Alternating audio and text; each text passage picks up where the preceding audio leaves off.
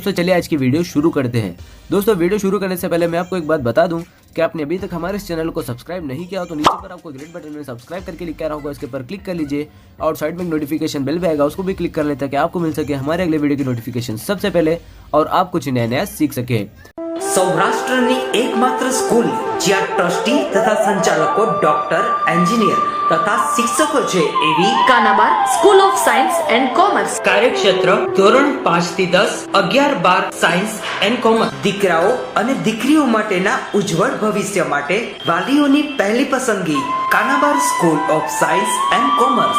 અહીં છે શ્રેષ્ઠ શિક્ષકો દ્વારા મર્યાદિત સંખ્યામાં વિદ્યાર્થીઓ માટે ભણતર, અલગ અલગ સાયન્સ લેબ, કોમ્પ્યુટર લેબ, દીકરાઓ તથા દીકરીઓ માટે અલગ અલગ હોસ્ટેલ સાથે શુદ્ધ સાત્વિક ભોજનની વ્યવસ્થા, ટ્રાન્સપોર્ટેશનની સુવિધા. જી તેમજ નીટની તૈયારી સ્કૂલમાં જ. તો આથી વિશેષ આપ આપના બાળક માટે શું ઈચ્છો તો આજે જ એડમિશન માટે સંપર્ક કરો. Unit 1 Kanabar school of science and commerce, Khamrod ચોકડી, Junagadh bypass, Junagadh. Unit 2 main post ઓફિસની પાછળ શ્યામ વિદ્યાલય, સરકારી ગોડાઉન પાસે, ગાંધીગ્રામ, જુનાગઢ. ગુડ મોર્નિંગ વિદ્યાર્થીઓ. ચેપ્ટર 10 તરલના યાંત્રિક ગુણધર્મો. એમાં આગળ વધીએ. પહેલા તો તરલ કોને કહેવાય? વહી શકે એવા પદાર્થને તરલ કહેવાય. તરલની વ્યાખ્યા વહી શકે તેવા પદાર્થને તરલ કહેવાય. દાખલા તરીકે પ્રવાહી અને વાયુ આ તરલ છે. બધા જ પ્રવાહી, બધા જ વાયુ વહી શકે એવો પદાર્થ તરલ. હવે એમાં એના ગુણધર્મોમાં તમે રાશિ ગણી લો ઘનતા, એટલે દળના છેદમાં કદ. ઘનતા બરાબર દળના છેદમાં કદ. એ સિવાય એક રાશિ છે દબાણ, એકમ ક્ષેત્રફળ ઉપર લાગતું બળ. દબાણનો SI એકમ બળનો ન્યૂટન, ક્ષેત્રફળનો મીટર સ્ક્વેર છે, ન્યૂટન પ્રતિ મીટર સ્ક્વેર અથવા પાસ્કલ છે. દબાણનું પારિમાણિક સૂત્ર,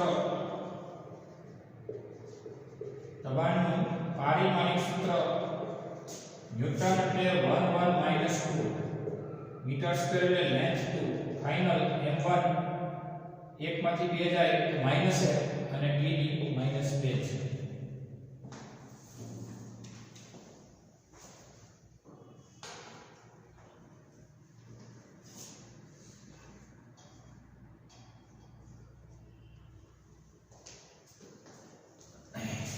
હવે દબાણના અન્ય એકમો બાર, ટોર, એટીએમ એટલે કે એટમોસ્ફિયરિક પ્રેશર એને કહેવાય વાતાવરણ, અને બાર કહેવાય અને ટોર કહેવાય અને વાતાવરણ કહેવાય. એક વાતાવરણ દબાણ એટલે આને કહેવાય એક વાતાવરણ દબાણ. એટલે દરિયાની સપાટી પર પૃથ્વીના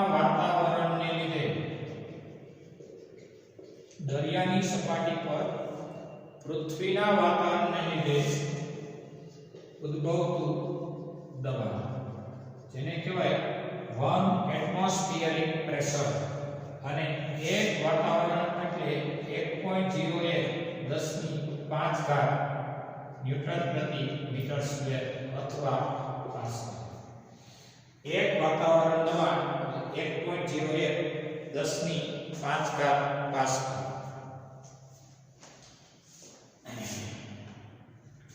બસ આ એક તમારી તૈયારી હતી. હવે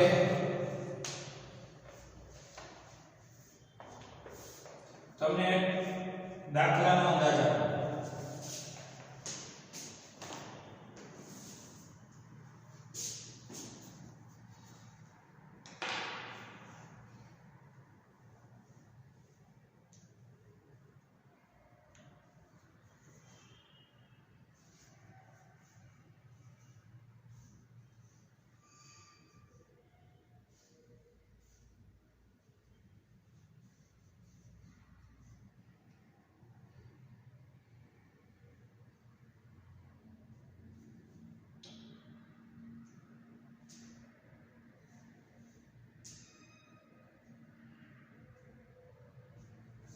ઉદાહરણ પહેલું,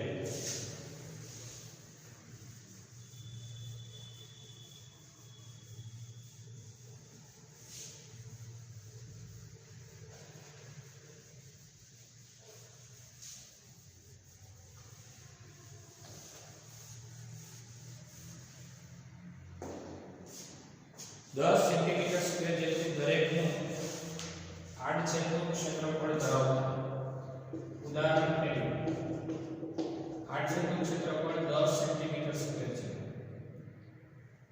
સાથળના બે હાડકાઓ અને ફીમર્સ માનવ શરીરના ઉપલા ભાગના 40 કિલોગ્રામ દળને આધાર આપે છે.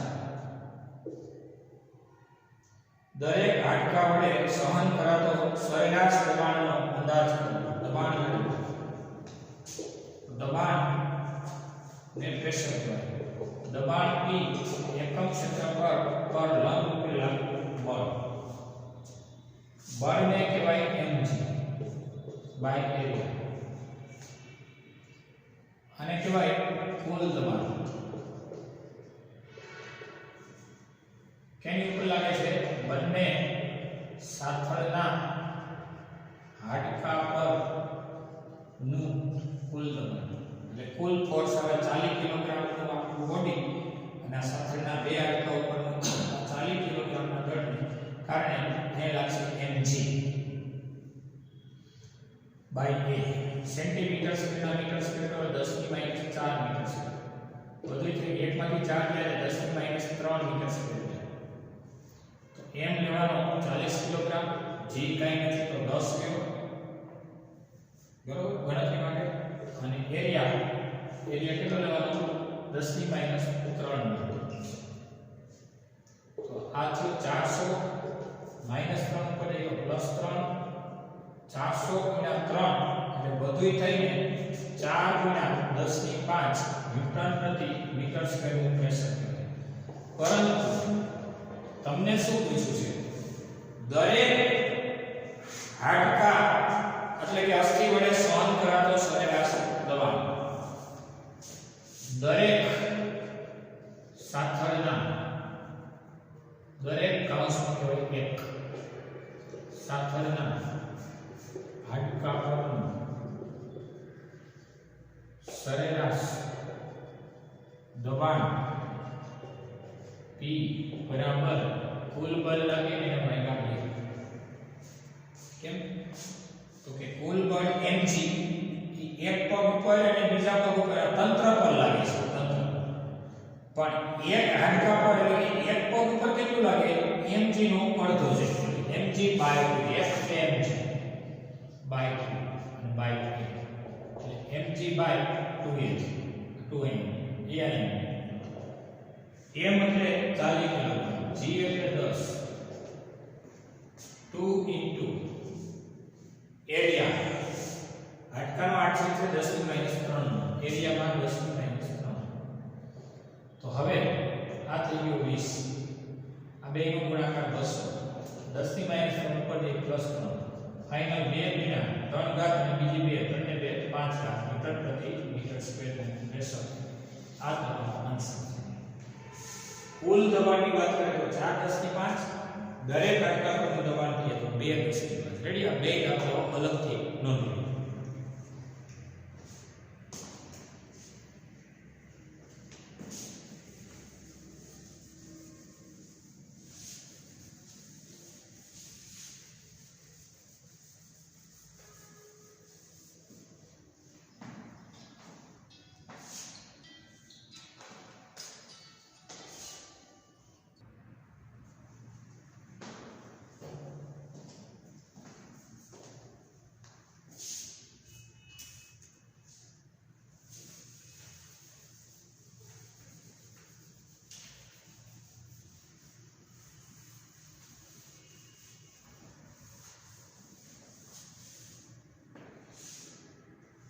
ત્યાર પછી આપણે જોઈશું પાસ્કલનો નિયમ.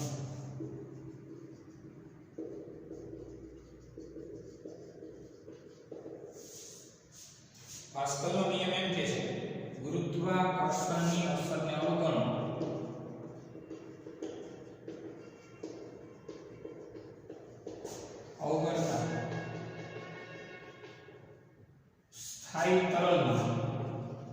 સ્થાયી તરલ એટલે સ્થિર પાણી અથવા સ્થિર પ્રવાહ કે સ્થિર વાયુ. સ્થાયી તરલમાં દરેક બિંદુએ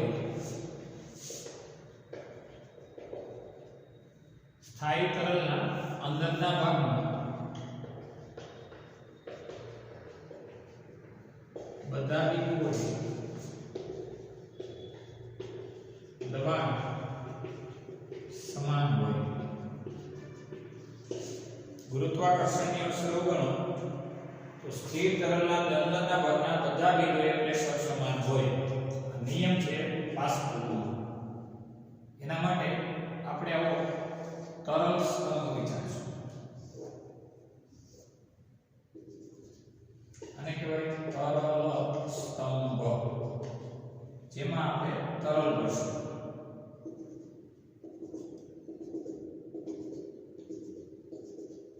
અંદર ગયું તરલ. આને કહેવાય મુક્ત સપાટી. જે સપાટી વાતાવરણ સાથે સંપર્કમાં હોય ત્યાં દબાણ શું લાગે? વાતાવરણ. એટલે વાતાવરણનું દબાણ લાગે. ક્યાં લાગે? મુક્ત સપાટી.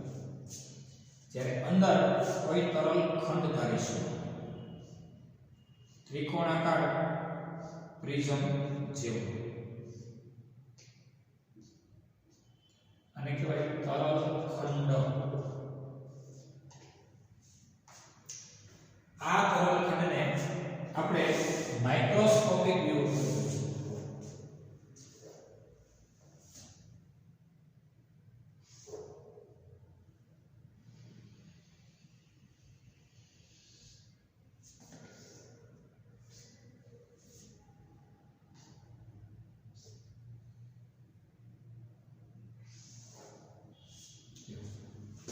આ તરલ ખંડને આપણે માઇક્રોસ્કોપિક વ્યૂ પર જોઈએ. આટલા બરાબર. હવે તરલ ખંડની ત્રણ સપાટી લંબચોરસ છે, તળિયું અને આગળ. આગળ અને પાછળ કાટકોણ ત્રિકોણાકાર છે. તો ત્રણ બિંદુને ધ્યાનમાં લઈએ. અહીંયા અને ક્ષેત્રફળ સપાટી પહેલી, સપાટી બીજી અને સપાટી ત્રીજી. ત્રણ સપાટીઓ લંબચોરસ, બંને આગળ પાછળની સપાટી સમબાજુ ત્રિકોણાકાર. સોરી, કાટકોણ ત્રિકોણાકાર. આ કાટકોણ છે. આ કાટકોણો હોય આ 45 આ 45. હવે વાત આવી કે દરેક સપાટીનો ક્ષેત્રફળનો સદિશ સપાટીની લંબાઈ. આનો ક્ષેત્રફળનો સદિશ એને કહેવાય એરિયા 1. સપાટી આમ હોય, ક્ષેત્રફળનો સદિશ આમ હોય, એરિયા 3. સપાટી આમ છે, ક્ષેત્રફળનો સદિશ આમ હોય, એરિયા 2. એરિયા 2 આમ, એરિયા 3 આમ, એરિયા 1 આમ. વાત રહી આ તરલ દ્વારા પ્રેશરની દિશા અંદર તરફ હોય. આની ઉપર પ્રેશર આમ આવે. પ્રેશર 1 પરનું પ્રેશર 1, 2 પરનું પ્રેશર એને પ્રેશર 2 કયો, અને 3 પરનું પ્રેશર એ પ્રેશર 3 કયો. તો હવે ધ્યાન આપજો જરા. પ્રેશર 3 છે. શું ધ્યાન આપશું? તો કે અહીંયા આ x અક્ષ છે, આ ઋણ x અક્ષ છે, એના ઘટક ન હોય. આ y અક્ષ છે, આ ઋણ y અક્ષ છે, એના ઘટક ન હોય. આના ઘટક પડશે આ એરિયા 3 નો. શું પડશે? તો કે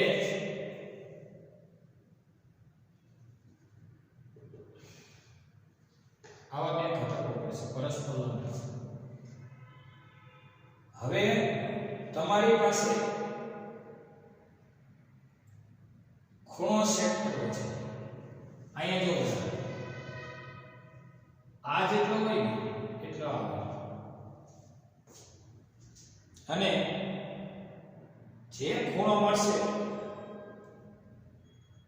એ લેવલથી અહીંયા ઘટક પડશે. એટલે આ ખૂણો થીટા હોય, આ થીટા z બને છે. પછી આ બે લંબ છે અને લંબ કહેવાય. કેવો કહેવાય? લંબ. સપાટીને લંબ. આને કહેવાય 90 - θ.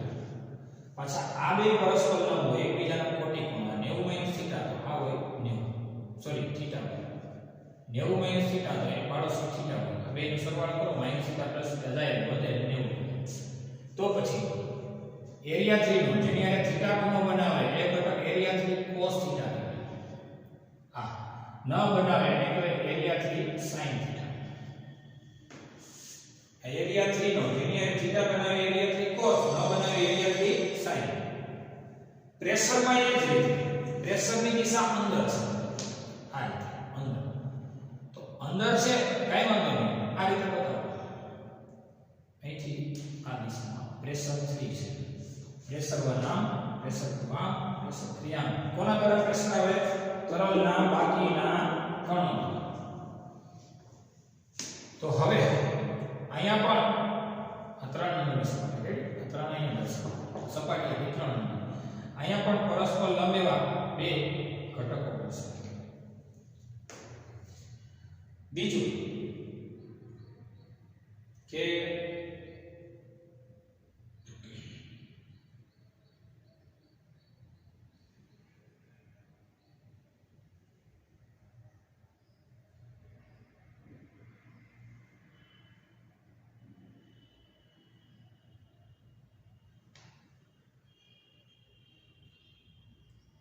આપણે લઈએ θ ખૂણો. તો ભૂમિતિ પરથી જો બે સમાંતર રેખા આની છેદિકા બે સમાંતર રેખા આની છેદિકા તો પછી અહીંયા ખૂણો હોય તો અહીંયા હોય. આ ખૂણો θ હોય 45 ડિગ્રી આ 45 હોય આ 90 હોય.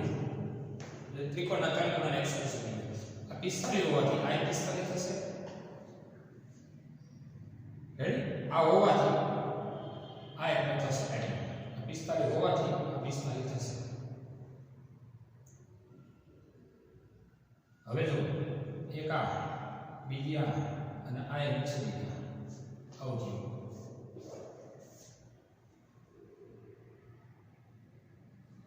એક આ બીજી આ અને આ બધે એની છેદિકા.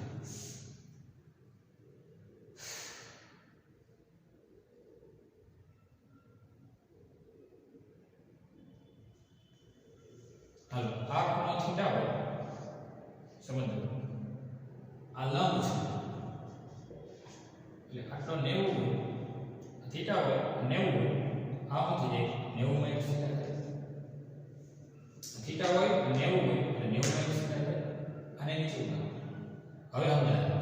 આ 90 હોય આ 90 - θ હોય આટલો શું થઈ જાય θ થઈ જાય. આ θ પકડાણો છે તો પ્રેશર 3 ની દિશા આમ છે. આને કહેવાય પ્રેશર 3 cos θ નીચે તરફ. આને કહેવાય પ્રેશર 3 sin θ. જેની આરે θ બને એ ઘટક cos ન બને એ ઘટક sin. તો હવે સંતુલનની શરત પરથી શેની શરત પરથી? સંતુલનની શરત પરથી. કારણ કે આ તરલખંડ સ્થિર છે એને કહેવાય તરલ સ્ટેટિક છે. સ્થાયી તરલ છે. ગતિ નથી કરતી. તરલ સ્ટેબલ છે. તો એમાં એરિયા 1 દેખાય છે એનો વિરોધ કરે એ એરિયા 3 cos θ. જોયો આ એક્શન એરિયા હોય reaction area 3 cos θ. Action area 2 reaction area 3 sin θ.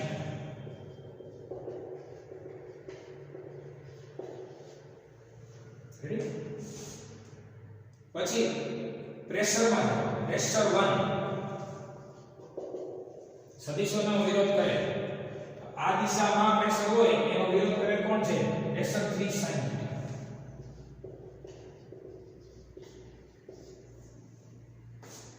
હવે વાત રહી આમ પ્રેશર 2 નો વિરોધી સદિશ કોણ છે? Pressure 3 cos θ.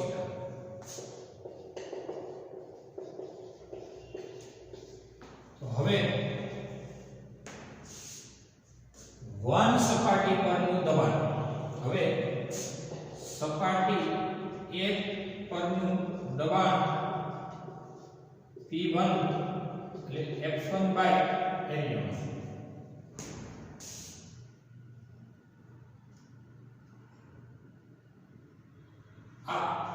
ફોર્સ ના ઘટકો સોરી આ બાજુ લાગતું ફોર્સ આમાં એમ આ બાજુ લાગતું ફોર્સ ફોર્સ 3 કહેવાય એટલે ફોર્સ 3 sin ફોર્સ 3 cos પછી આ બાજુ લાગતું ફોર્સ એ ફોર્સ 2 કહેવાય એટલે ત્રણેય સપાટી પર લાગતા બળના સૂત્ર આને કહેવાય ફોર્સ 1 આ બાજુ લાગે ફોર્સ 3 આમ લાગે ફોર્સ 2 ફોર્સ 1 આમ લાગે છે ફોર્સ 2 આમ લાગે છે ફોર્સ 3 અંદર લાગે છે જે તમે જોઈ શકો છો અહીં મેં દર્શાવ્યું અંદર ફોર્સ 3 ના ઘટકો જેની અંદર થીટા બેની ઘટક cos ન બેની sin ફોર્સ 1 ના ન પડે એટલે એક જ દિશા છે x અક્ષ એટલે ન પડે ફોર્સ 2 ને ન પડે એક જ દિશા છે y અક્ષ એટલે ન પડે એરિયા 1 ને ન પડે ઋણ x છે એરિયા 2 ને ન પડે ઋણ y અક્ષ છે હા એરિયા 3 ના પડે જેની અંદર થીટા બને cos ન બને sin એટલે એરિયા 1 નો વિરોધ કરે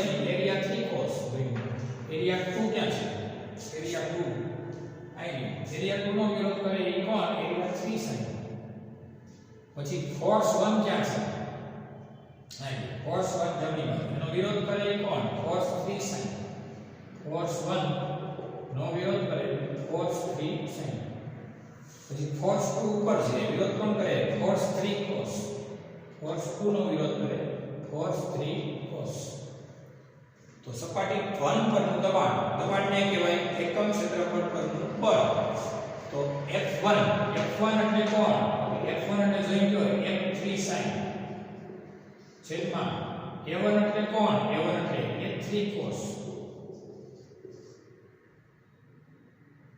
આવું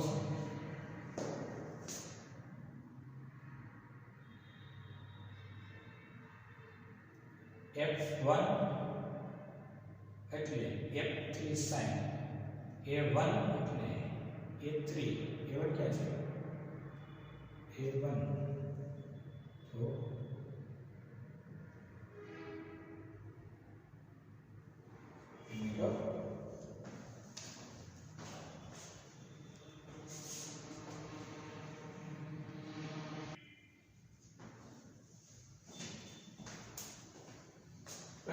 ઘટકમાં કંઈક થીટામાં લોચા થાય છે આકૃતિ પાછી દોરું છું કારણ કે sin ભાગ્યા cos તો tan થઈ જશે ફરીથી F1 F2 F3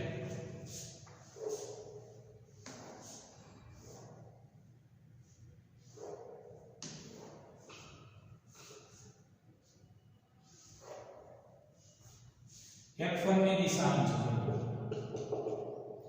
એનો એરિયા બનાવ છે આ 1 નંબરની સપાટી 2 નંબરની અને આ 3 નંબર F2 આમ છે cos 2 એરિયા 2 આમ છે એમાં લોચા નથી અહીંયા લોચા થાય કાઢી નાખો F3 અંદર તરફ લાગે છે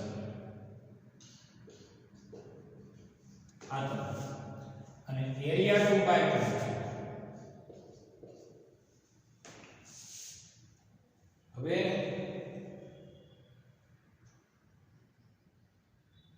અહીંયા એના ઘટકો પાડવા હોય અને આના ઘટકો પાડવા હોય તો આપણે વિચારીએ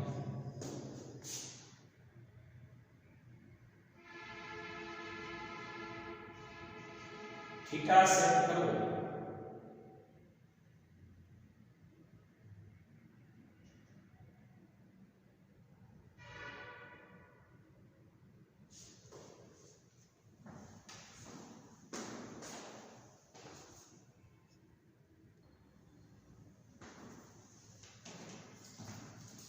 જો આ કાટખૂણો આ થીટા હોવાથી આ થીટા થશે આ z બને છે આને પેરેલલ આ થીટા થશે આ z બને છે z ત્રિયુગનો ખૂણો આ હોવાથી થશે અને આ થશે તો આ થશે એને અનુકૂળ છે બે સમાંતર એકમ છેદિકા અહીંયા હોય એટલે અહીંયા થીટા હોવાથી થીટા થશે અને એટલું જ નહીં પણ એવું કહી શકીએ કે આ થીટા અહીંયા 90 માઈનસ થીટા થશે અને કારણ કે કાટખૂણો છે વળી આ બે કાટખૂણો છે એટલે ખોટી ખૂણો 90 માઈનસ થીટા તો થીટા થશે એરિયા 2 નો આ ઘટક એરિયા 2 cos થીટા થશે આ ઘટક એરિયા 2 sin થીટા થશે આવું થશે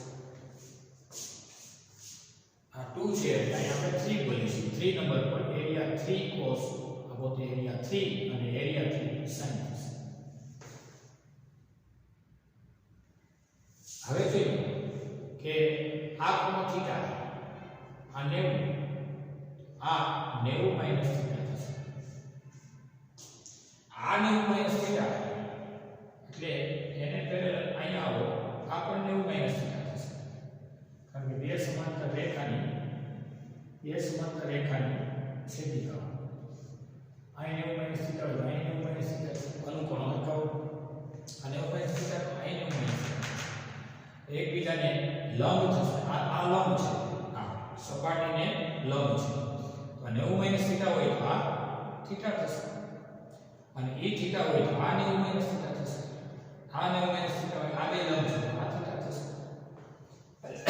f3 નો જેની હારે થીટા ખૂણો બને એ ઘટક f3 cos થીટા ન બને એને f3 sin થીટા સમજાયું આ થીટા તો z ને કારણે i થીટા થશે યુગ્મ કરો થીટા બનવાથી આ 90 માઈનસ થીટા આ 90 માઈનસ થીટા તો આ થીટા અને આ થીટા તો આ 90 માઈનસ થીટા ફ્રી હોય તો આટલા બધાનો સરવાળો કરીએ તો એ થીટા બીજો 90 માઈનસ થીટા પાછો થીટા પાછો 90 માઈનસ થીટા અકાઉન્ટ્સ પર નાખો આઈ કાઉન્ટ્સ પર નાખો આ minus theta plus theta minus theta plus theta બધું તો કેટલું છે 180 આ તો હોય ને રેખિક જોડ કરો આખી 180 ડિગ્રી રેખિક જોડ એમાં બે ખૂણાની જોડને રેખિક જોડના આપણે રેખિક જોડના ખૂણા પૂરા કરો એટલે આ થીટા તો z બનવાથી આ થીટા તો 90 માઈનસ થીટા અને આ 90 માઈનસ થીટા તો આ થીટા જેની આ થીટા કોણ બને a3 નો એક ઘટક a3 cos ન બને a3 sin a3 cos અને a3 sin માં ધ્યાન રાખો એ રીતે f3 ની વાત કરો હવે જો આ થીટા આ 90 માઈનસ થીટા આ 90 માઈનસ થીટા હોય તો જોઈ લો આને 90 માઈનસ થીટા કહેવાય આટલા શું કામ કારણ કે બે સમાંતર રેખાની છેદિકા આ હોય તો આ હોય અને આ હોય તો જો આ અનુકૂળ એટલે એ 90 માઈનસ થીટા હોય તો આ 90 માઈનસ થીટા આ 90 માઈનસ થીટા આ થીટા એકબીજાના કોટી ખૂણો પછી આ થીટા આ 90 માઈનસ થીટા કારણ કે એકબીજાના કોટી ખૂણો આ 90 માઈનસ થીટા આ થીટા એકબીજાના કોટી ખૂણો તો હવે શું થશે જોઈએ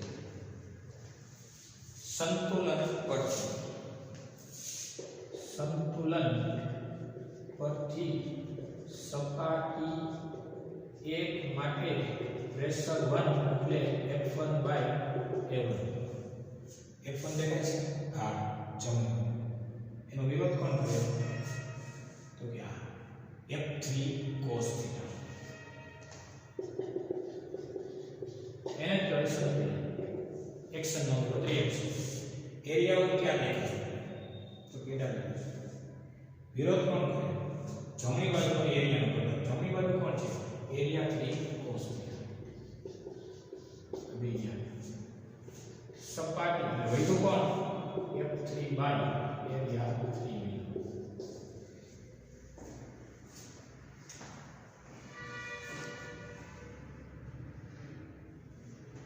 હવે સપાટી 2 માટે પ્રેશર 2 એટલે f2 બાય એરિયા 2 f2 ક્યાં દેખાય ઉપર વિરોધ કોણ કરે નીચે કોણ f3 sin એરિયા 2 ક્યાં દેખાય છે એરિયા 2 નીચે વિરોધ કોણ કરે ઉપર કોણ એરિયા 3 sin વિરોધ કોણ f3 બાય એરિયા 3 નંબર 2 જોઈ લો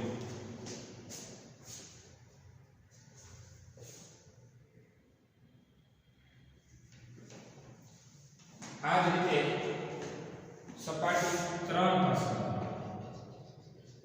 3 માટે pressure 3 F3 by area 3 F3 ક્યાં દેખાય એનો વિરોધ કરનારો F નો કોઈ ઘટક કરો આની વિરોધ કરનારો આ દિશામાં ફોર્સ કરું તો કે ના એક કામ છે અને કામ છે આવું કોઈ ફોર્સ નથી એટલે એમ નથી એરિયા 3 માં એમ બને એરિયા 3 ક્યાં દેખાય આમ એનો વિરોધ કરનારો આ દિશામાં કોઈ એરિયા 3 નથી જે નીચે છે ને કાં તો ડાબી બાજુ છે એટલે એમ નથી નંબર 3 સમીકરણ 1 2 અને 3 પરથી प्रेशर 1 बराबर प्रेशर 2 बराबर प्रेशर 3 साबित થાય છે પહેલું પ્રેશર 1 એટલે પ્રેશર 2 ને જવાબ આવ્યો પ્રેશર 3 નો જવાબ આવ્યો એટલે કે આ મેંગો ઇક્વલ ટુ આ મેંગો ઇક્વલ ટુ આ મેંગો ત્રણેય બિંદુઓ કેવા સમાન થાય છે એક સરખા એટલે કે તરલના ત્રણેય બિંદુએ આ બિંદુ અને આ બિંદુ ત્રણેય બિંદુએ પ્રેશર કેવા જોવા મળે છે સમાન ત્રણેય બિંદુએ પ્રેશર 1 પ્રેશર 2 અને પ્રેશર 3 એ એક સરખા જોવા મળે ગુરુત્વાકર્ષણની અસરને અવગણો તરલના દરેક બિંદુએ દબાણ એક સરખું જોવા મળે છે આ પાસ્કલનો નિયમ છે જેની આ સાબિત છે નોંધ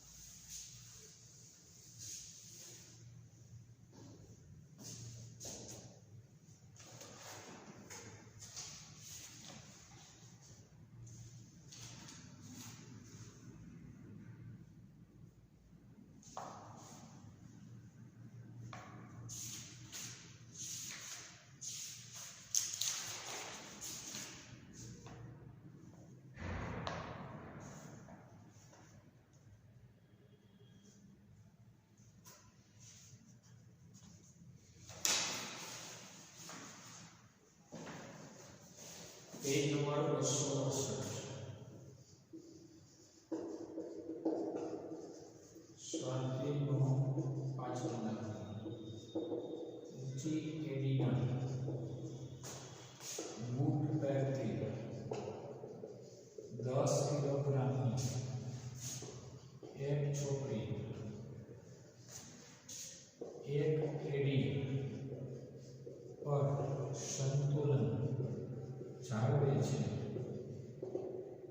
એક પગે ઊભી છે એક એડી પર બેલેન્સ કરી રહી છે બૂટની એડીનો વ્યાસ કેટલો છે બૂટની એડીનો વ્યાસ 50 કિલોગ્રામ 10 મિનિટ 50 થી જોડું 10 મિનિટ 1.0 એટલે 1 સેન્ટીમીટર છે એડી વડે સમક્ષિતિજ તળિયા પર કેટલું દબાણ લાગે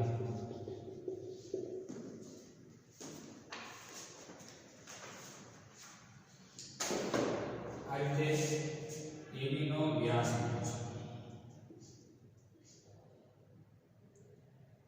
આવી એડી ધરાવતું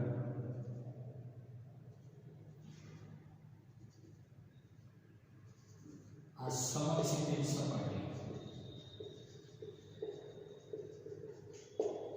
આ એડીનો શું કહેવાય વ્યાસ વ્યાસ અને ડાયામીટર 1 સેન્ટીમીટર અને રેડિયસ થાય 1/2 સેન્ટીમીટર એટલે કે અડધો સેન્ટીમીટરના મીટર 10 ની -2 મીટર આટલી એની રેડિયસ થઈ.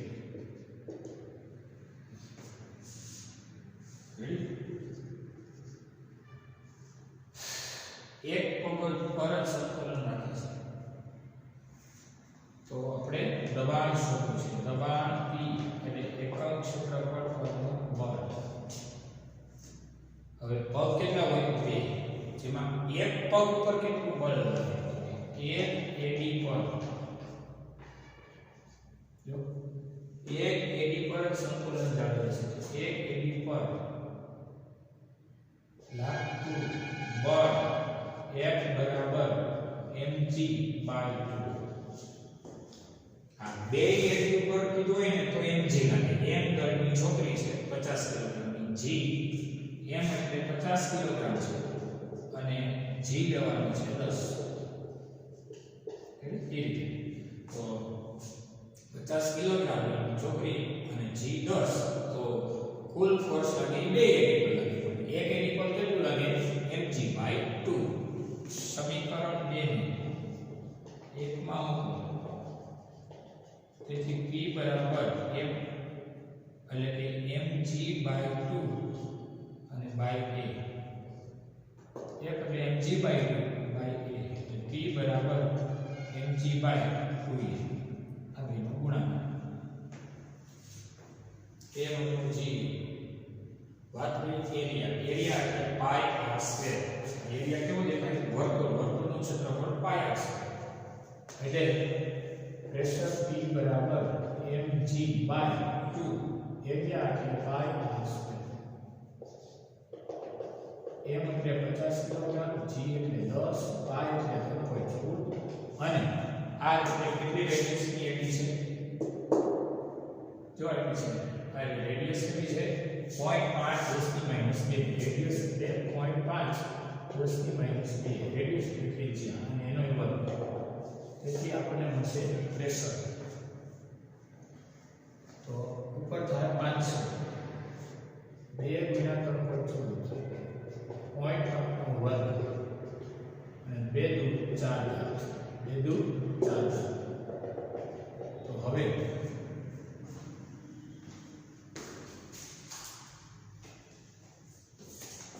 500 છેદમાં 2 એના છેદમાં 3.14 છેદમાં 0.5 જી છેદમાં 0.5 એટલે 318.47 -4 + 4 થાય. એટલે એને ગુણ્યા 4 ઘાત એટલે ઘણી બધી થઈ જાય. પોઈન્ટ સેટ કરો તો ફાઇનલ આ બે સ્ટેપ આવે 3.18 બે આમ આવે તો બે નો વધારો અને 6 ઘાત ન્યૂટન પ્રતિ મીટર. આટલું દબાણ આવે.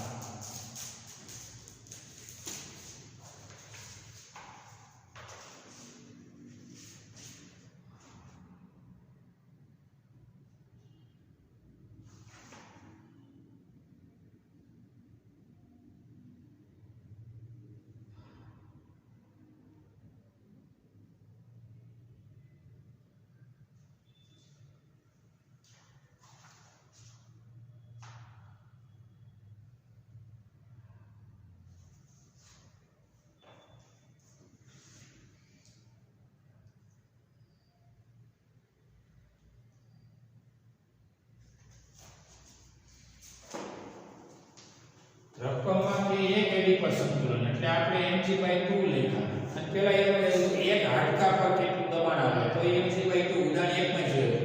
પાછળ જવાબમાં આમ નથી, એમાં એના બમણા છે. એટલે નોંધ લખી દઉં. જો બંને એડી પર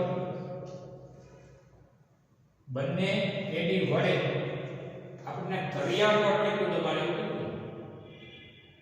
એડી પરનું દબાણ નથી. જો એડી પર કીધું હોય તો બરોબર છે. આપણને કીધું એડી વડે તળિયા પર કેટલું દબાણ છે. તો છોકરી એક પગે ઊભી રહે કે બે પગે ઊભી રહે? બધુંય પ્રેશર ક્યાં જાય? તળિયા પર. એટલે તળિયા પર તો mg છે. આ તળિયું.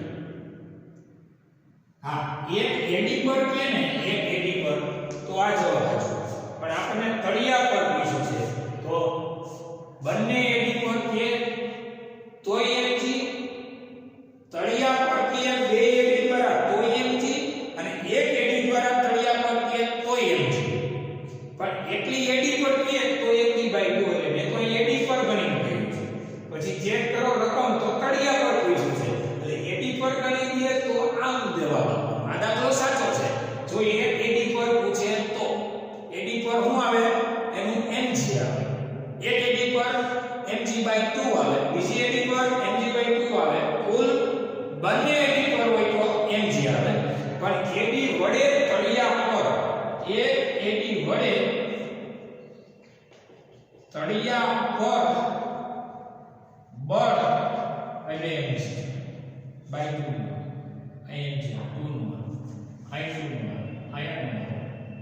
આયન એટલે હવે એક પ્રશ્ન હવે 500 ના છેદમાં 3.14 છેદમાં 0.5 છેદમાં 636.94 10 ની -4 પ્લસ 2 સ્ટેપમાં આવો એટલે ફાઇનલી 6.36 બે આમાં આવો 2 નો હજુ વધારો 10 ની 6 મીટર પ્રતિ મીટર સ્ક્વેર આ જ આવશે સમજાણ એક એડી પર હોય તો mg/2 બીજી એડી પર હોય તો mg/2 બંને એડી